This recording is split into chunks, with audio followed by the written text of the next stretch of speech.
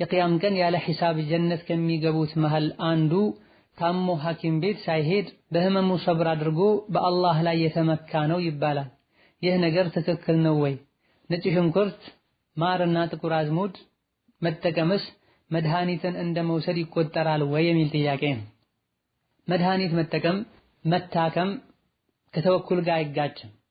ነቢዩ ዓለይሂ ሰላቱ ወሰላም መድኃኒት ተጠቅመዋል። የአላህ ባሮች ሆይ መድኃኒት ተጠቀሙ፣ አላህ በሽታን አላመጣም መድኃኒት ቢያመጣለት እንጂ ብለዋል። ኡመታቸው መድኃኒት እንዲጠቀም ገፋፍተዋል ማለት ነው። ከተወኩል የሚጋጭን ነገር አድርጉ ብለው አያዙም ዓለይሂ ሰላቱ ወሰላም። እሳቸውም አያደርጉም።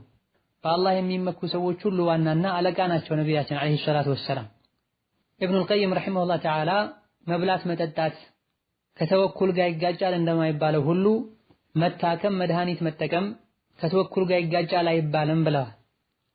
ተውሂዳችን ተወኩላችን ራሱ ሙሉ የሚሆነው ሰበቦችን ስናደርሰን፣ ወላከን ይህ ሰበብ ብለን ያደረግነው ነገር ራሱ የመፈወስ የማዳን አቅም አለው ብለን አይደለም ለናምን የሚገባው። ሚያድነው አላህ ነው። ለመብላት መስራትን ለመውለድ ማግባትን እንዳዘዘን ሁሉ ሸሪዓው ይሄን ነገር ስናደርገም አላህ ላይ ተወኩል አድርገን ሰበቡን ብቻ እንደምናደርሰው ስንታመመም መድኃኒቶችን መጠቀም እንችላለን። የሚፈውሰው አላህ ነው ብለን ከማመናችን ጋር እነዚህ ነገሮችን አላደርግም ብለው ማለት ተወኩልን በትክክል አለመረዳት ነው። ተወኩል የልብ ስራ ነው። ልባችን አላህን ተባረከ ወተዓላ መመካቱ ኸይርን ሁሉ የሚያመጣልኝ እሱ ነው፣ ሸርን ሁሉ የሚከላከልልኝ እሱ ብቻ ነው ብሎ ማመን ነው ተወኩል የሚባል። በዚህ መልኩ በልባችን ተወኩል ከማድረጋችን ጋር አስባቦችን ማድረስ የግድ ነው።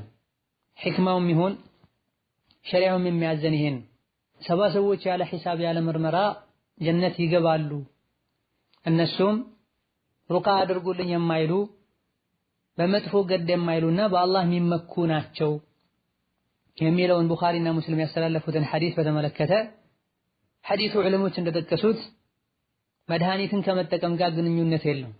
ታሞ ሌላን ሰው ቁርአን ቅራልኝ ማለትን መተው በላጭና ተመራጭ እንደሆነ ያሳያል ሐዲሱ። አማ ጠቃሚ የሆኑ መድኃኒቶችን ማርም ይሁን ጥቁር አዝሙድም ይሁን ሌሎችን በሸሪዓ ወይም በሕክምና ጠቃሚነታቸው የተረጋገጠ የሆኑ መድኃኒቶችን መጠቀም እዚህ ሐዲስ ውስጥ አይካተትም። ወላከን ልባችንን ሐኪሞች ላይ ያንጠለጠልነውና ፈውስ ያለው በእነሱ እጅ ነው ብለን ያመነን እንደሆነ ይህኔ ነው ከተወኩል ጋር ሊጋጭ የሚችለው።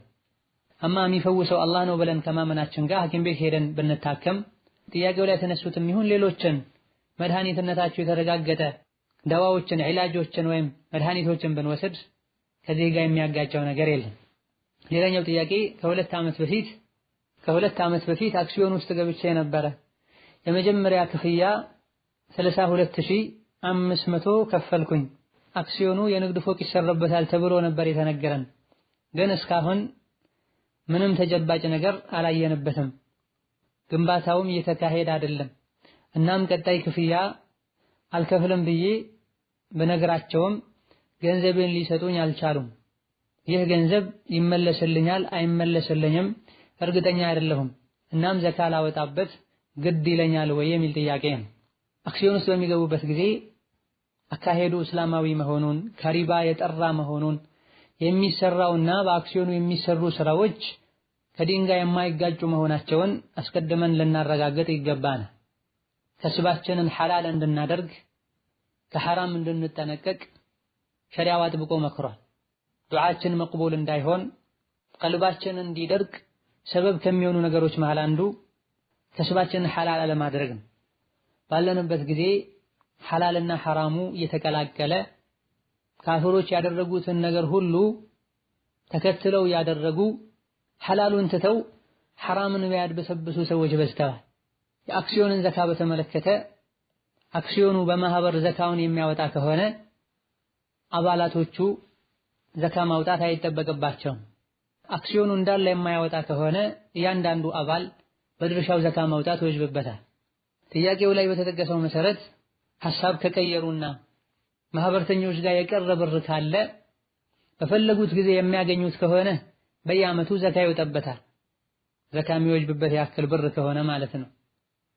የማይሰጡ ከሆነና መቼ እንደሚመለስ የማይታወቅ ከሆነ ሲቀበሉና በእጅ ሲያደርጉ የቆየው ምንም ያክል ጊዜ ቢሆን እንደተቀበሉት የአንድ ዓመት ብቻ ዘካ ይወጣበታል።